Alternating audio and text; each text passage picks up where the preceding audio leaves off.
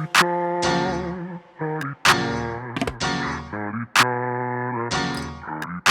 out the way. Who got a watch? Who got the time? I'm racing the clock. Even in my feelings, grind don't stop. Got big.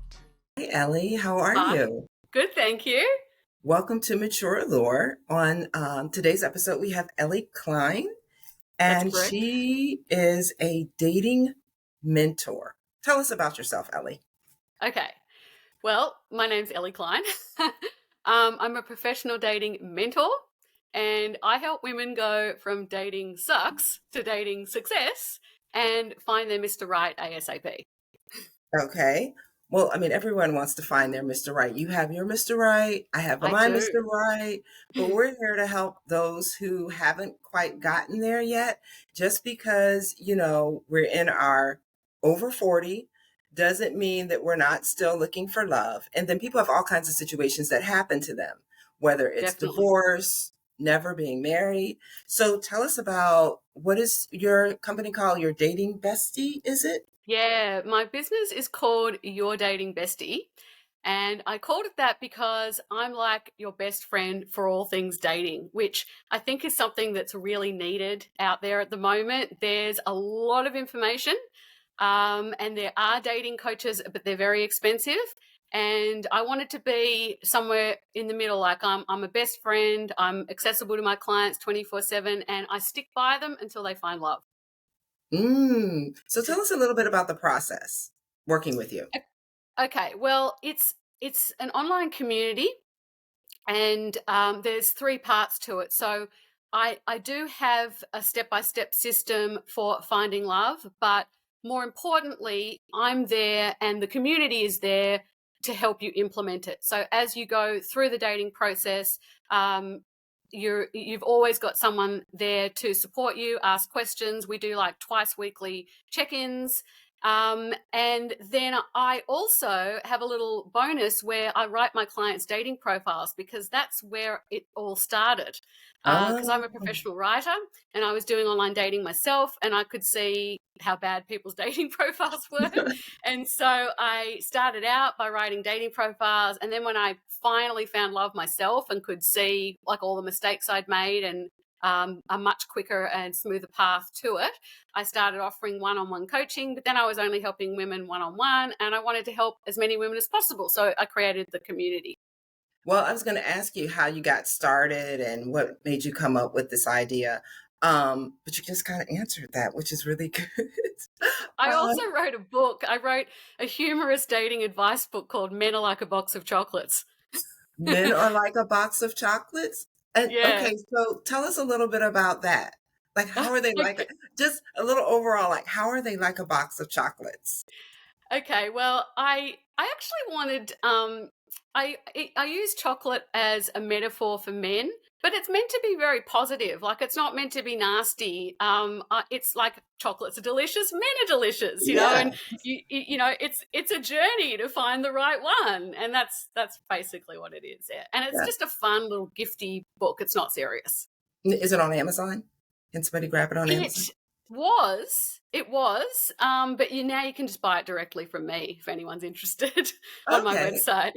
Yeah. Okay, so share your dating story with us.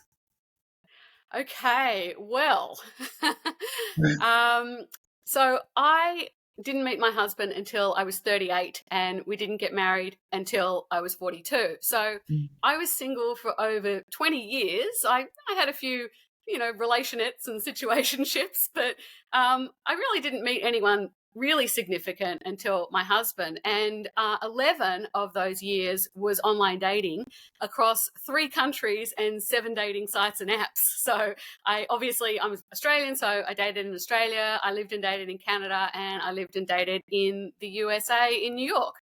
And then in that time used a bunch of different dating sites and apps. And wouldn't you believe, I met my husband in my hometown of Sydney.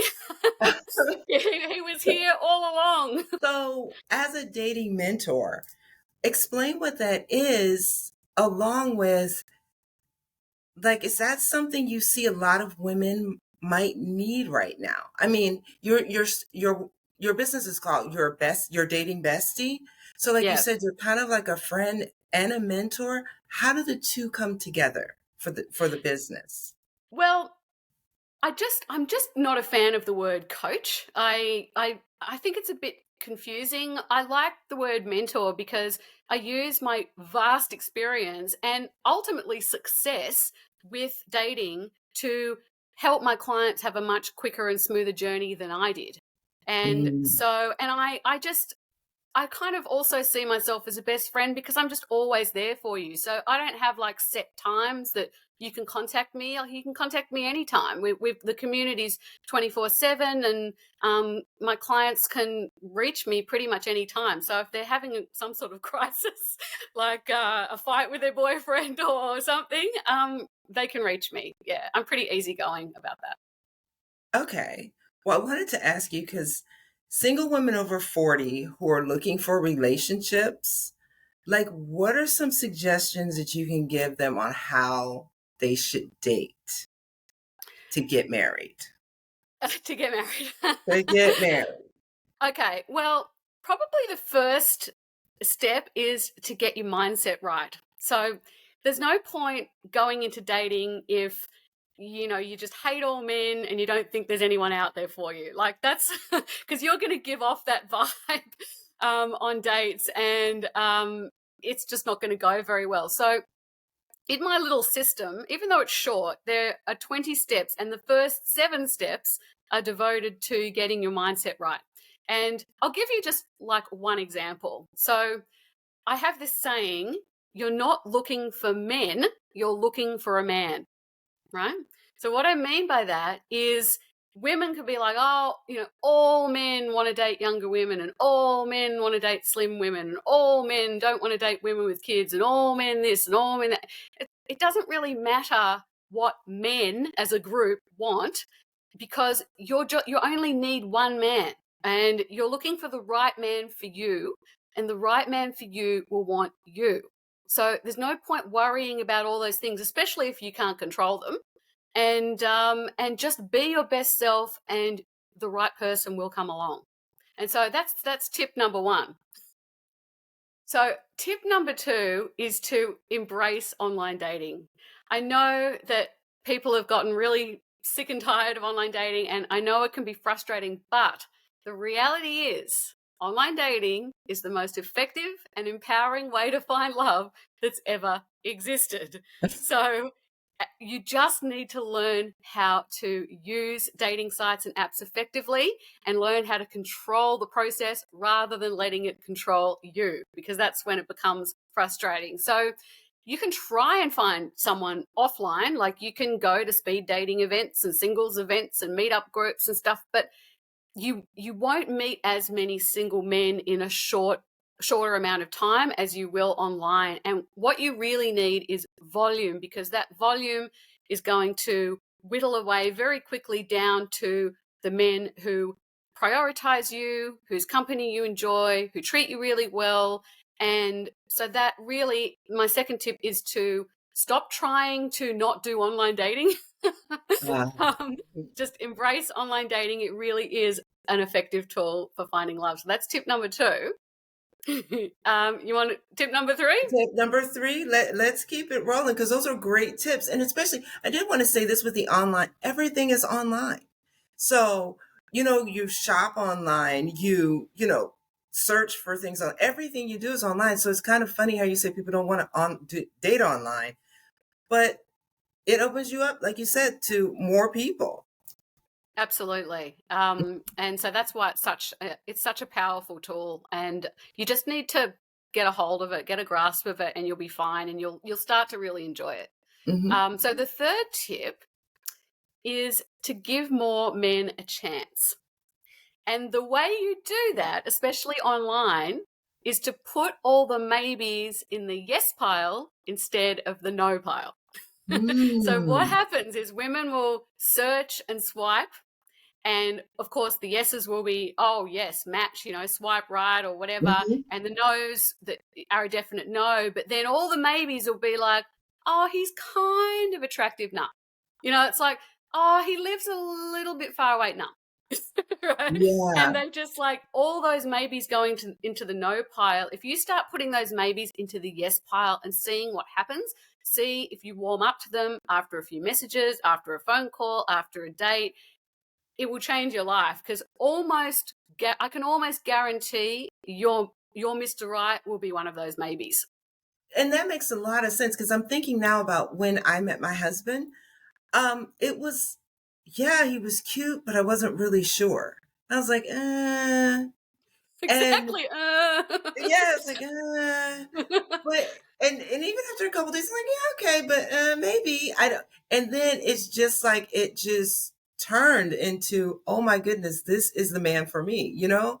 And you have to give people a chance or a try. You'll never know, you know. Yeah, I mean, my husband was very much a maybe when we first met. Like, I thought he was cute and he was fun, but I thought we were kind of incompatible, and I didn't think it would last beyond like a few dates or a fling or whatever. And after 4 dates, like a light, something switched, and I went, "Oh, I really like him, and we are so much more compatible than I thought." And that was when I really started to see some possibility. But before I learned this technique of putting the maybes in the yes pile instead of the no pile, I would have just put him in the no pile, and I never would have met him. So that's my tip number 3.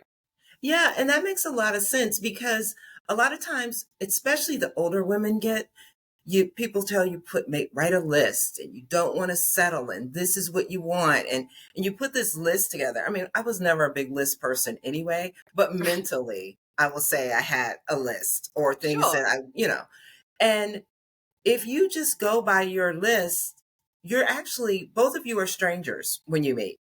You Hmm. know, just a list isn't going to get you knowing this person, you know? So, yes, Yep. it's good to have those things and have a list and, think about the things you want in a mate.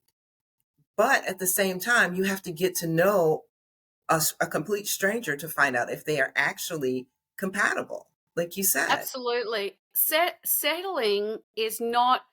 It's not being with someone who doesn't like tick every box. That's settling is being with someone who doesn't make you happy. So Mm. so when you get to know someone and see how much you enjoy their company and how they show up for you and how effortless it all is and how well you communicate, and you're going to be genuinely happy. You're not going to feel like you're settling. And so you don't have to worry. You don't have to worry about that. Settling's not about a checklist. If you're going to spend a life with someone who doesn't treat you that well, or whose company you don't really enjoy, you don't really find them attractive, that's settling. But you know, ticking all these boxes, like, oh, he has to have this job, or he has to be this tall, or like, that doesn't mean anything once you're in a relationship with someone. It's about sharing your life with someone. Yeah, yeah. So, what are dating red flags that women should look out for? Okay, well, I am going to give these red flags based on the assumption that you're meeting online, because obviously there's some safety issues with meeting online. So the first red flag might be if someone doesn't want to meet you offline within like a week or two. Mm, If they're continuing with the messages or the phone calls, or they're not trying to organize to speak to you on the phone or meet you for a date, they could be a scammer. They could be in a relationship, or they could be married, and they're just wasting your time. So I don't think that you should rush out and meet someone, within 48 hours. But yeah, I also think that, like, within about a week, especially after you've spoken on the phone, you should be organizing to meet. And within 2 weeks, you should have had a date. So don't like message and calls and everything with someone for months on end. So that's a bit of a red flag. Something's up, and yeah. you don't want to know what it is. and, so the second one would be a first date with someone that you met online. should not be at their place or a hotel room or anything like that. It should be at a public place. So even if they say, oh, I'm going to cook you dinner and, whatever, and look, they might even be genuine, not realizing that that's just not a safe thing for a woman to do. So your first date, so it is a bit of a red flag if they want to get you alone. And especially if you say, oh, no, I want to meet you at a restaurant or whatever, and then they insist, just forget it. That's a red flag. A third red flag would be asking for money. So, and the people who have been victims of like online dating scams and stuff, it's just terrible. And if anybody who you've never met, or even someone that you have met, maybe even someone you've been dating for a month or two, asks you for money, that's a red flag. If you ever lend money to anyone, it should only ever be to a family member or a very close friend or your spouse. It's so never give a stranger or someone you don't know very well money. That's a red flag. Another red flag is love bombing. So someone will get really excited about you really quickly, like you're a new puppy.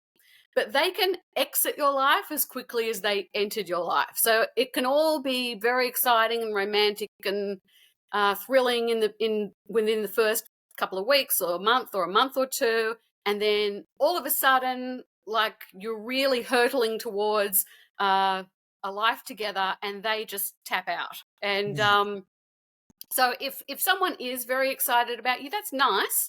But just slow them down a little bit. You only need to see them in once or twice a week in the first couple of months. And, you don't need, it's nice to be in touch every day, but you don't need to spend hours and hours like on the phone every day or texting or, so love bombing is one to watch out for. And the final one would be if they give you a bad feeling. So if they seem angry or bitter or possessive or needy or selfish or untrustworthy or unkind, don't walk, run. Wow. You do need to trust your instincts. It's one thing if someone's just having a little bit of an off day or whatever. It's another thing if you're getting a bad vibe from someone, that's definitely a red flag. Wow. Those are some really good points. And one of the things you mentioned about, you said love bombing and being in your space really quickly. I would also think that at the age where over 40, maybe that would be a red flag because he should be kind of busy. You know what I mean? Like, yeah, there should be things going on in his life, like you have things going on in your life where he doesn't. That would be a huge red flag to me, because it would be like, well, wait a minute, we're both a mature age. You should have things going on, not really concentrating solely on me just yet. Yeah. Well, it's funny because men, this is something that I was going to touch on at some point, but men are looking for a soft place to fall. So women have a lot of people in their life that they can go to for emotional support. So they've got their mum or their sister or their girlfriends or their therapist. But men tend to rely emotionally on their partner, like it or not, as much as we'd like them to talk to their friends or go talk to a therapist or whatever, they do tend to rely on the woman in their life. So when they get a woman in their life, they can get all a little bit too excited, and it's just all about you. And, whereas, women tend to be much more balanced and have their career and their friends and their interests and and so, so with those guys, either you're just going to slow them down a little bit and everything's going to be fine. Or it is really a red flag and they're just going to kind of come in hot and then just disappear in a flash. Wow. And you don't know when you're getting love bombed, you don't know which one it's going to be. So I say just slow them down just a little bit and see what happens, see how it goes. Wow. I mean, this is interesting. I'm interested because I know a lot of single women, And I have to, I'm happy I'm not single. I like dating would be so hard for me. Okay, what would you say are deal breakers when in a dating when in a dating relationship? Okay. Well, there are not as many deal breakers as you'd think. Huh. So women can be like, oh, if he doesn't like the same music as me, if he's not over 6 foot tall, if he's this, if he's that, if he's like, I mean, my God, the deal breakers. It's just like, those are not deal breakers. Yeah. There are only really a few deal breakers. And one of them would be health. So, like, if he's a smoker, a drinker, or does drugs, and you don't smoke, you don't do, you're not into that, that's a deal breaker. That's not going to work. Hmm. Another deal breaker would be where you want to live. So, if you want to live in totally different cities, or one of you wants to live on a farm in the country and one of you wants to live a cosmopolitan life in the city, that's not going to work long term. Hmm. Um, Another one, of course, would be kids. So if you want to have kids and he doesn't, or he wants to have kids, you don't, or there's issues with your kids and his kids or whatever, that's not going to work out. And the final deal breaker is that he doesn't fundamentally make you happy. So, Mm. and you've got to be honest with yourself. I mean, if the highs are highs and the lows are lows, that's not happiness. That's a roller coaster ride. Happiness is sort of a general hum of contentment, and it's really steady and stable, and just makes you feel safe and comfortable.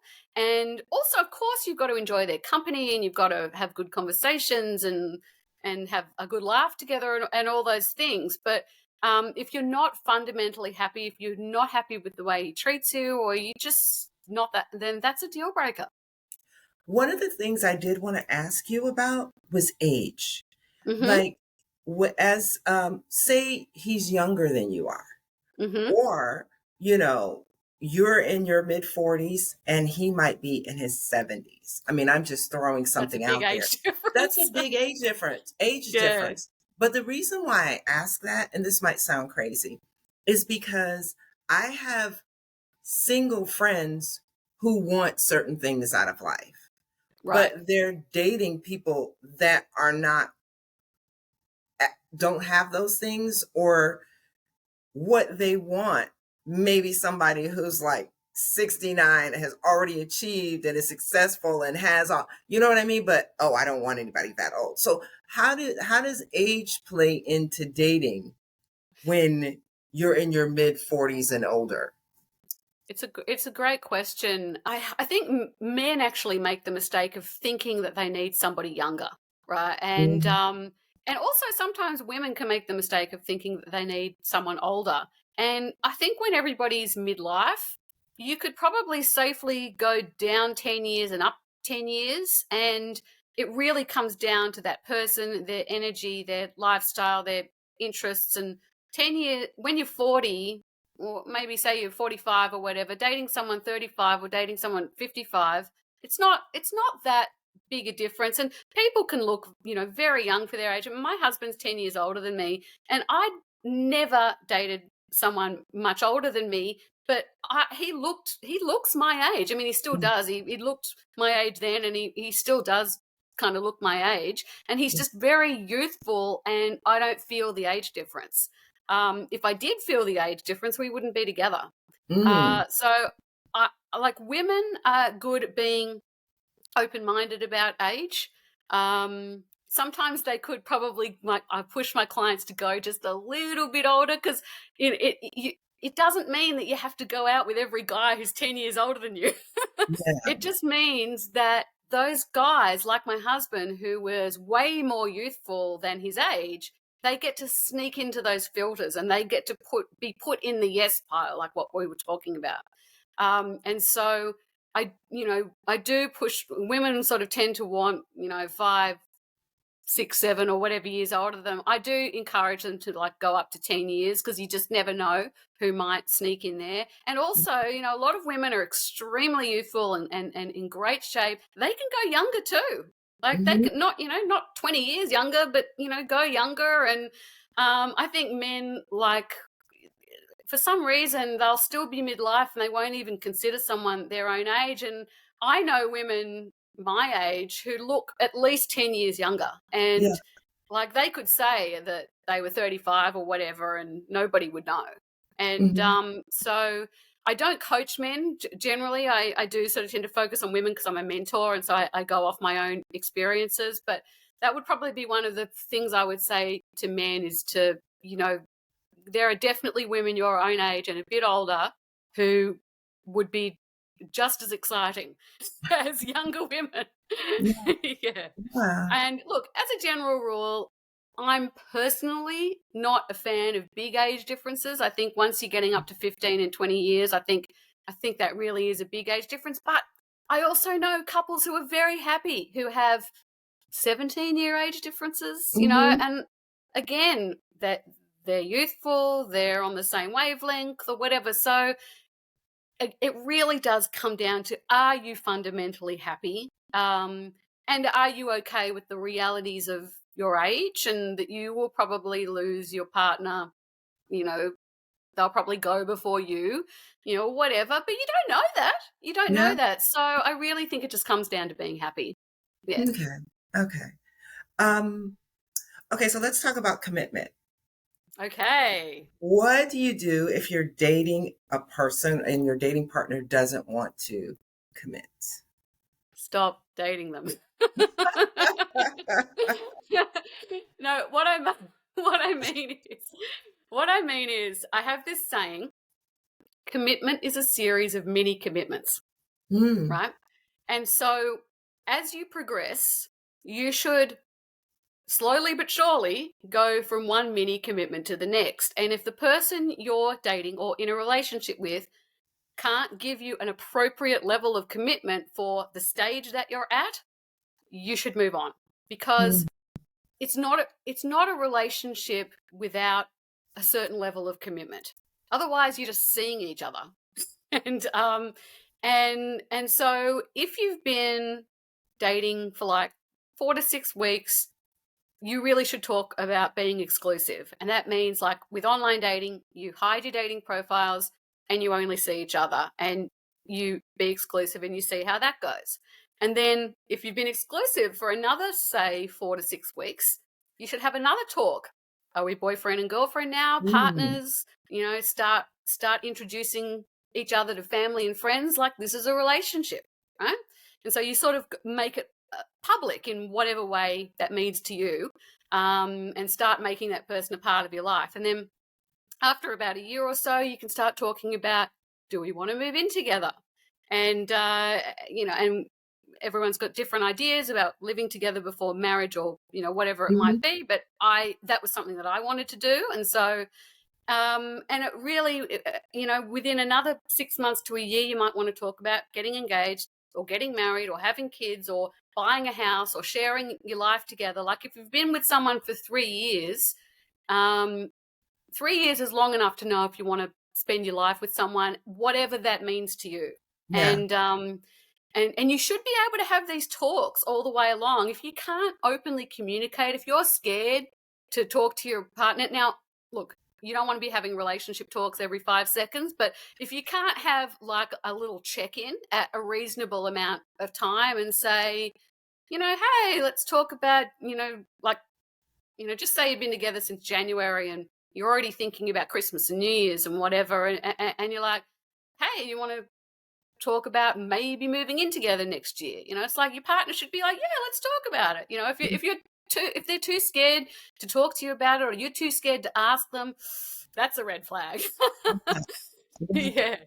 Well, I'm glad you Um, brought up the timelines because, like you said, I mean, especially when you're in your middle age, like you should already be really kind of thinking about what you want and who you want to spend your time with, and they should be thinking about that too. yeah, definitely. Wow. Yeah. Um, okay, so let's say someone is 50 plus, right? Okay. And they've never been married, but marriage is something they want. Hmm. What would you suggest they do to make it happen? Honestly, exactly the same as pretty much any other age. Like, you just go through the steps. You need to actively date. So obviously, I recommend online dating, but you need to do something to get yourself in front of a volume of single people. If you're a woman, you want to find a man, you need to do something to get yourself in front of a volume of single men. And so you can do online dating, you can do speed dating, you can do singles events, you can do meetup groups. There's probably Facebook groups that are social groups. So there's CrossFit, there's things that you can do. But honestly, I mean, I recommend online dating because I just think it's the most effective, and you're able to get in front of the largest number of single men Mhm. in your age group, or roughly in your age group. And if you're able to do it effectively, you just, you have a great profile, and you put all the maybes in the yes pile, and you swap a few messages, you speak on the phone, you go out. Most of these guys, if you've got like 100 guys, um, most of them, like 50% of them will swipe right on you too, and then like only 20 of them you'll probably end up having some messages with, and 10 of them you might end up on a phone call with, and 5 of them you might end up on a date with. So it is a numbers game in that sense. And then out of that 5, you might want to go out on a second date with 2 or 3 of them, and then one of them might become your boyfriend. That's why you need volume. And it really is it really is the same at any age. Obviously, things are a little bit more complicated because you might have divorced, or you might be widowed, or you might have kids and they have kids and whatever. But it really is the same process at any age. So don't ever let age be a barrier. You can find love at any age, especially in this day and age. Yeah. As Generation X are midlife, and you've got all these tools at your disposal, and people are having relationships later in life, that you should not let age stop you. And if you're looking good for your age or whatever, maybe go for someone a little younger. Well, you've mentioned profile, and that part of your business model is to write profiles for your clients. Yes. What are some things that you suggest as somebody who's familiar with profiles, writing Hmm. profiles? What are some things that you suggest people should have in their profile? Okay. A couple of things. I suggest, if your profile sounds like it could apply to anybody else, Mm. you need to go a little bit deeper. So if you say things like, I like eating out, going to the movies, and travel, it's like, well, who doesn't? Right? But if you say, I saw the Barbie movie and this is what I thought of it, or I liked Oppenheimer more than Barbie, right? Or, and then you say, and my favorite restaurant is such and such, and I love their spaghetti bolognese, or whatever it is. And I know that's pretty basic, but Yeah, but yeah, and then yeah, if you say, and my favorite place I've ever been to is Sydney, Australia. of course it Of is. course. And, I'd give anything to swim at Bondi Beach again, or what, then it's like, okay, now it's about you. Right? And Hmm. it's got your experiences, your personality, your opinions. It's you. It's got you in it. You're actually better off saying less things. So you might have a whole lot of interests, but if you just pick maybe 1, 2, or 3 and expand on them and say something unique, that's going to be a lot better, because and then your profile is not going to sound like anybody else's, and you're also giving men something to connect with you on, and so they can email you or message you and say, I've been to Australia, Hmm. whatever, or whatever it might be, and or I love that restaurant, or how about, have you ever tried this cuisine? And so that would be the first thing in terms of getting yourself across. I say it needs to sound like you and nobody else's profile. And so that's the first thing. And then if you can get a sense of warmth across in your profile, so you might be tempted to lead with your achievements, and you might be tempted to be like, I've got a master's degree, and I run a Fortune 500 company or whatever. It's like, that's really impressive. And no one's saying that you should hide it. But men are also looking for, what do you like to be around? And so if you can get, if you're funny, you can get a little bit of humor into your profile, or if you're sort of spiritual and you tend to meditate or do yoga or whatever, if you can get that across in your profile, and also talk about what kind of a partner you are. So what kind of a relationship do you want to have? Are you someone who wants to get up at 6 a.m. and go to the gym with your partner, or are you someone who's more likely to like go to the movies every Friday night together, or go to trivia night at the pub or whatever every Tuesday, whatever it might be? So if you can kind of get across what being around you and what being in a relationship with you is like, and also if you can put in a little bit of spice, a little bit of romance, a little bit of, without being too sexy, because women are a bit scared of, if I mention, but you can say that you're affectionate, or you like kisses and cuddles, or whatever. You can put a little wink or an XO, or just something to make it not a resume. It's a dating profile. And so they would be my tips for the written part. The photos are a whole other story. Well, now that you mentioned that with the photos, like Yes. one or two things with the photos. Look, you only need about 6 photos, and you should have a combination of, close up, full body, casual clothes, dress up clothes. So maybe one of you at a wedding, and then maybe one of, you in just jeans or whatever. And then you doing some sort of an activity that you like. Maybe it's a travel photo.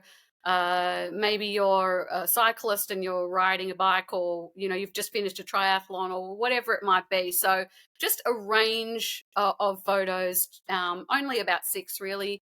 You can have some professionally taken, I think, but if you do have professional photos, which is great, do also have some ones that obviously a friend like took at a party or something. So you want to have a range of photos to show what you look like. And also, like I said, with the written part, get your vibe across, your smile, your laugh, your interests, things like that.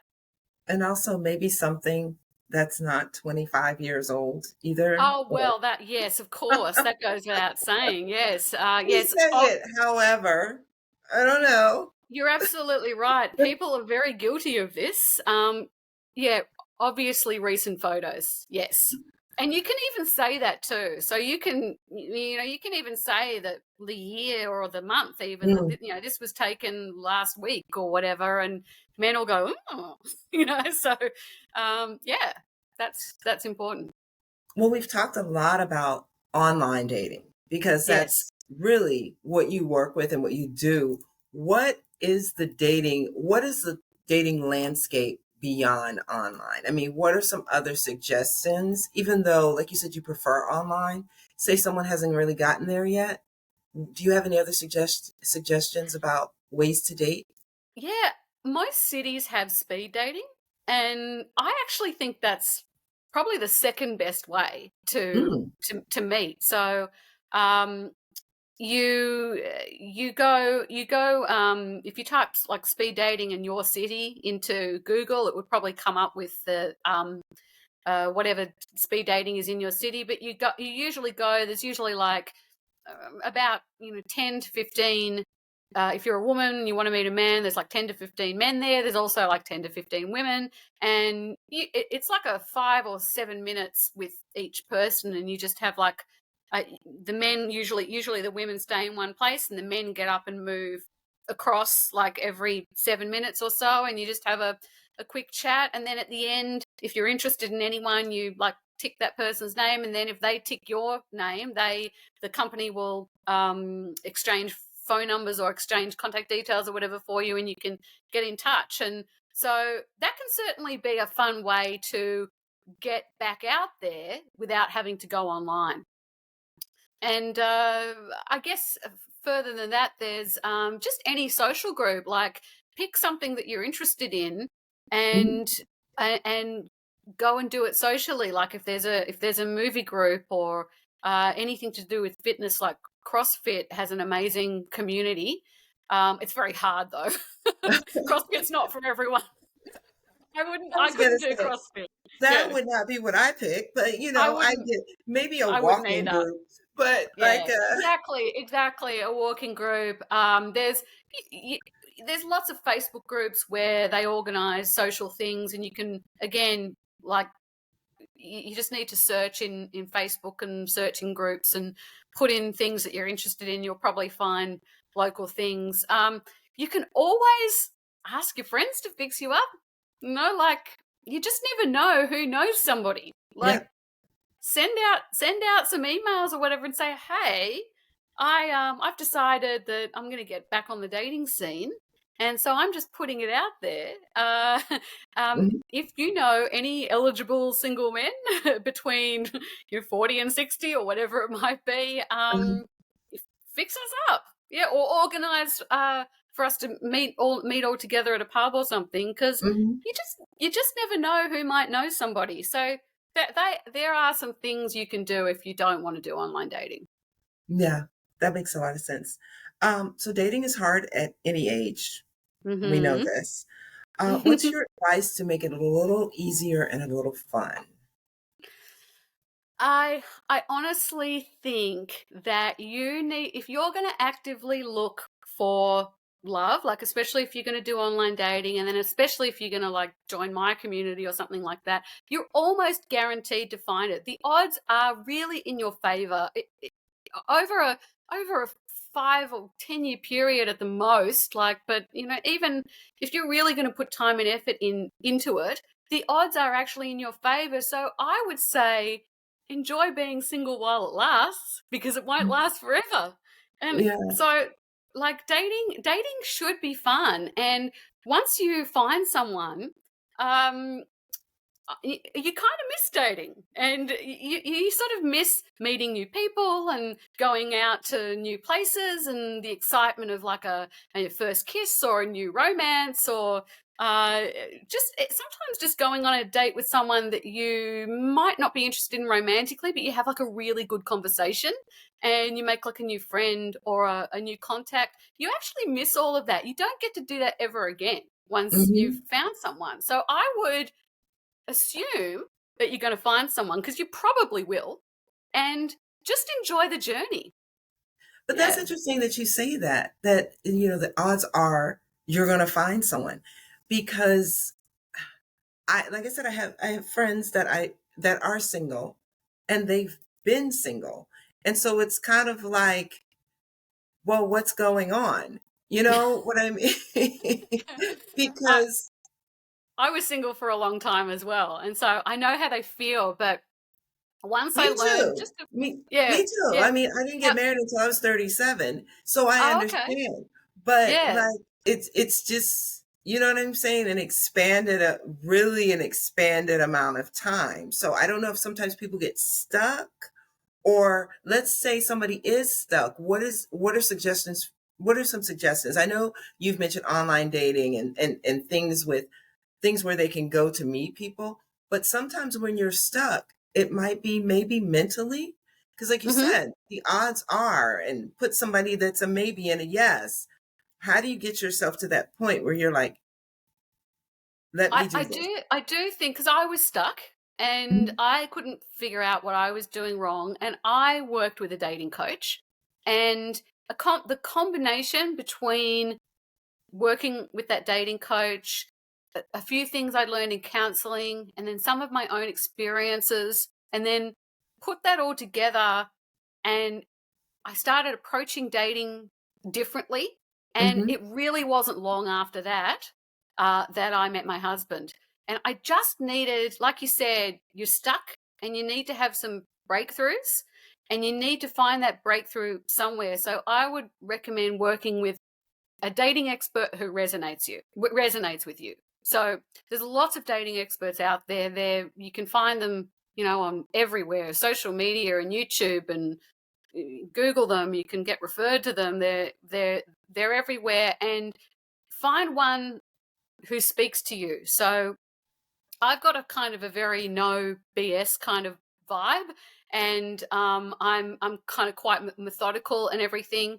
But maybe someone who's more spiritual or a different sex, like maybe a man or whatever, someone else might be a better fit for you, and invest in their program and let them guide you. And there might be just one or two things that you can do differently that make all the difference. And Mm-hmm. that's certainly what happened to me. I worked with a dating coach, and it was a great thing. And then I've sort of taken everything that I learned through coaching and counseling and my own experiences and my relationship with my husband, and kind of created my own thing. Um, yeah, so that would be my advice. Find a coach or a mentor, and work with them. Yeah. Okay. Okay. What are mistakes that women make when dating? I think we've covered a lot of them. Yeah, But I yeah. would say we'll just run down. Okay, so I would say, yeah, having a negative attitude is just not going to get you anywhere. If you're coming on to dates with this sort of defensive vibe where you just think, oh, this is the next guy who's going to waste my time, that's you're not going to have any success with that. So a negative attitude would be one.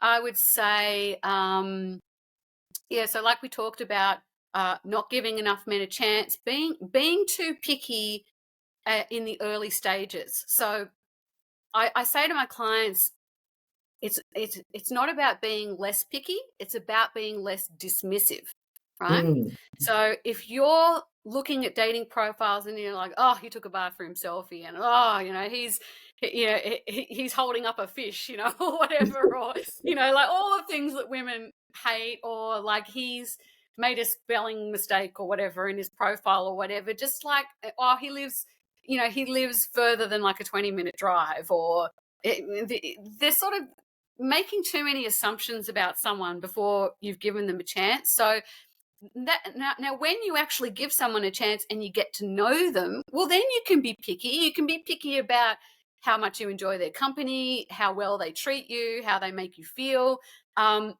You can be as picky as you like about that. You need to be happy. You need to be genuinely happy. But in those early stages when you don't know someone, don't be so picky, or as I say, don't be so dismissive. And sort of give more men a chance to impress you, because you That's just really never good. know. Right? Yeah. Yeah. And then the final one would be uh, is understanding that men first and foremost are looking for a soft place to fall. So even though they absolutely will value that you're attractive and you're intelligent and you're funny and you're successful and you're independent, they will. But you can't be all those things and not be warm, easygoing, and empathetic, and just a nice person to be around, because that's number one. And then if you're that nice person to be around, they're going to value all those other things about you. And that is certainly not to say that you can't have boundaries. You absolutely should have boundaries. You just need to enforce them in a kind of sweet and cool way, not like a motherly wagging your finger kind of way. Yeah. But yeah, no, absolutely. We talk about boundaries a lot in my community, and so I don't want women to ever think that they can't have boundaries. But if you can bring that sort of more, and I hate to use this word, but nurturing energy to the table, Mm-hmm. lead with the nurturing energy, closely followed by all the other things that make you wonderful. Mm-hmm. That's you're gonna do better than if you lead, like I said, with your achievements. And you need to remember that it's not a job interview. It's a date, or whatever it might be, a dating profile or a date, or it's a relationship that you're trying to find. And so, yeah, if you could just lead with some more sort of softer energy, you're going to do really well. Wow. Well, as we get ready to wrap this up, wrap up our conversation, which has been a really good one, by the way. I think you have, I mean, if I was single, I would be calling you to be my mentor, because you've Oh, mentioned a lot of things that you just really don't think about. So As we get ready to end our conversation, let's talk about first dates. Where Okay. are what are some suggestions that you have for first dates? Okay. Well, I do think that a first date should be a little bit romantic, which is why I don't think that it should be coffee or it should be a walk or something, because coffee and walks aren't that romantic. I feel like if you've swapped a few messages and you've spoken on the phone, you guys can go and sit down and have a meal, nothing too expensive, just like a cheap and cheerful meal at like a Thai restaurant or a pub or, somewhere relaxed, but you sit down and for an hour or whatever it might be, and you have a conversation and you have something to eat, and that's a date.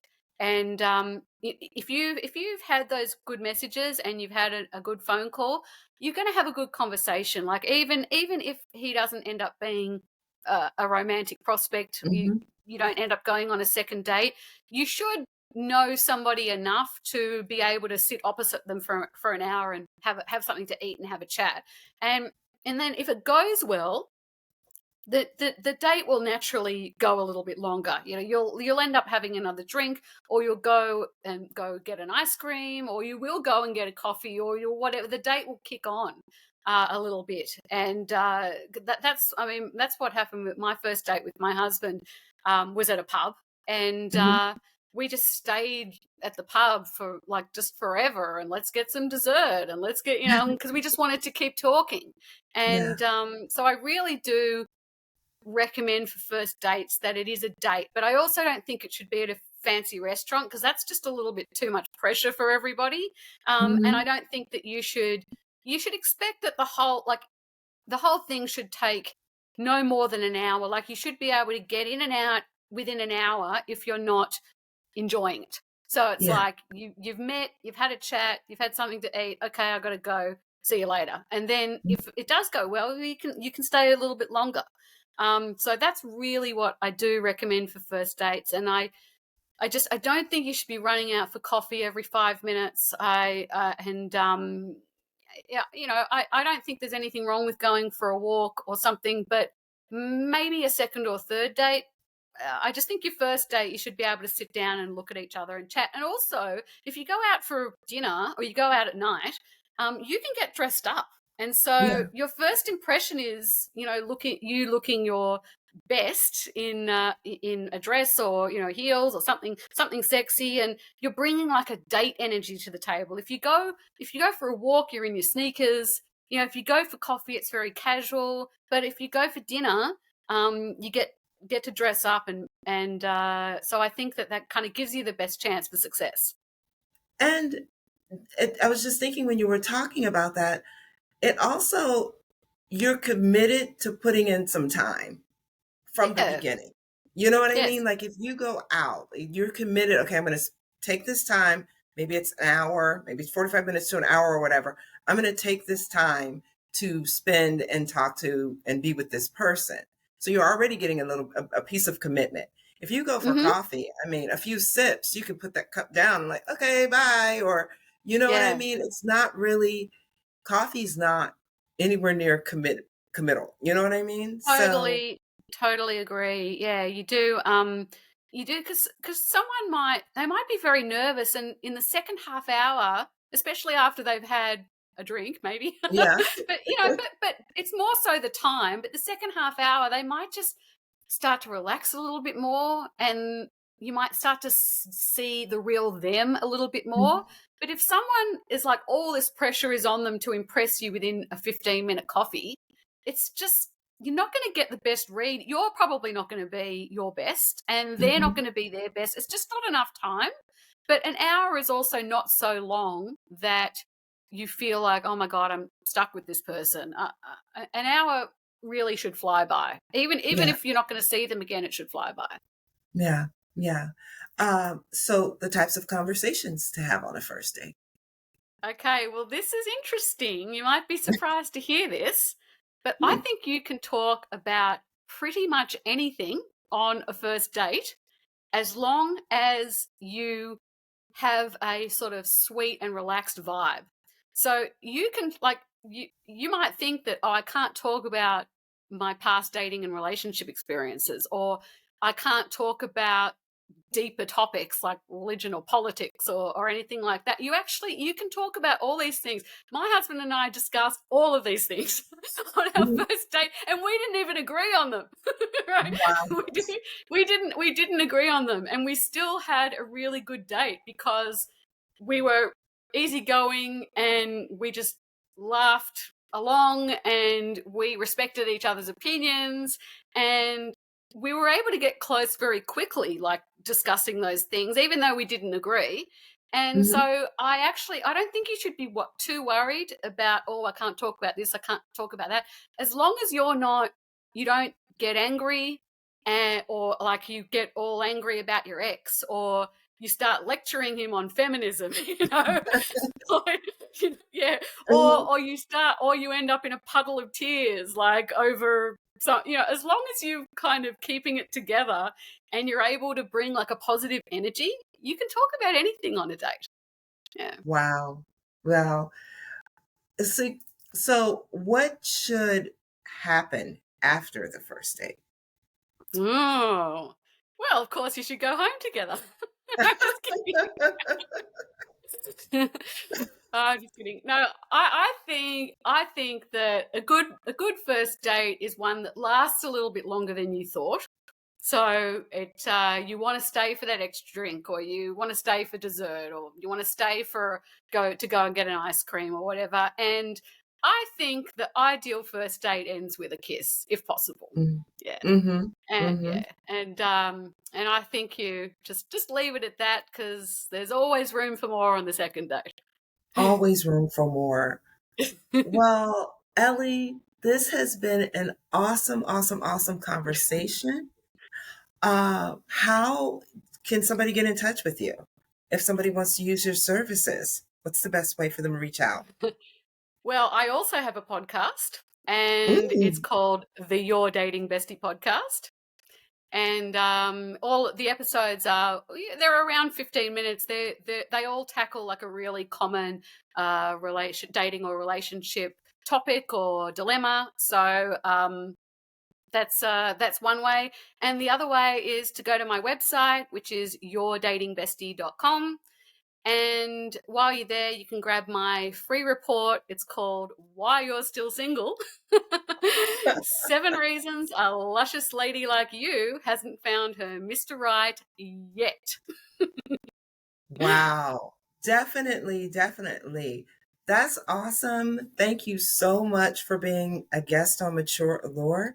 I really appreciate it. And you've given us some real gems. And I think everybody definitely check out her podcast, because I think just listening to our podcast, you've touched on certain things, but to be really get down to the nitty gritty, definitely go to the Your Dating Bestie podcast and check Elly out. All right. Thanks, Sherry. Thanks for listening to this episode of Mature Allure. For more information about us, visit matureallure.net and get social with us on Instagram and YouTube at mature.allure, Facebook at @4matureallure, and Twitter at mature_allure. Till next time, we encourage you to stay positive, embrace who you are at every stage of your life, and always tap into your mature allure.